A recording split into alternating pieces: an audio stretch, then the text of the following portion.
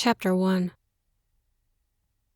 There's a gangly man who looks to be in his mid-40s sitting on the short, wrought-iron bench across from the identical one I'm wasting my afternoon on. It's midday Sunday, so the Amtrak station is busier than regular weekdays at this time. The weekend travelers are returning to their homes and their busy lifestyles here in Flint, Michigan, no doubt. I'm not going to or coming from anywhere. I'm just here to people watch. I do this often when I need inspiration.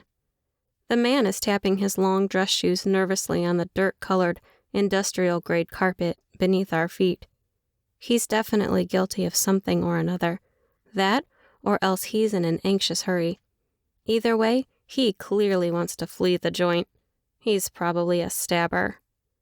I picture his wiry fingers gripped so tightly around the handle of a butcher knife that his protruding knuckles have whitened. The square shape of his jaw seems more prominent as his teeth are clenched. The whites of his sharp, ocean blue eyes are glazed over, and one streak of crimson appears across his face. It's a flawless image, definitely noteworthy.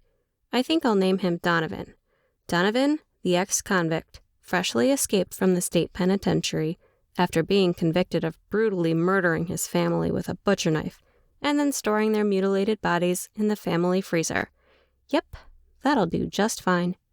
Call me weird, obsessed, paranoid, twisted, or whatever, but I have this nasty little habit of trying to guess what kind of killers people would be, if they were actually killers, that is. Whenever I see someone in a crowd who stands out among the rest, I see it. It all depends on their size, the way they move, the look in their eyes. Everything plays a part, and the image is usually fairly detailed. Then, I jot down my observations for future use. My dad's wife, Dorothy, blames it on my dark, overactive imagination, rooted from the death of my mother. Dorothy's a therapist, so naturally, she thinks she knows everything. My mom passed away 17 years ago in a car accident. 2 years after that, Dorothy came along, and she's been trying to fix us all ever since. I don't think she actually cares, though. It's clearly all for image's sake. There was nothing dark about my mom's passing. Accidents are reality, and life flat out sucks sometimes. Dorothy is obviously overeducated and very seriously lacking in the common sense department. She cares more about money and image than anything, and Dad is too passive to shut her up.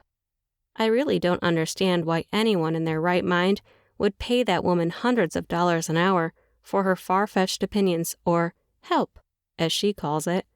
Point in fact, these people are not in their right mind.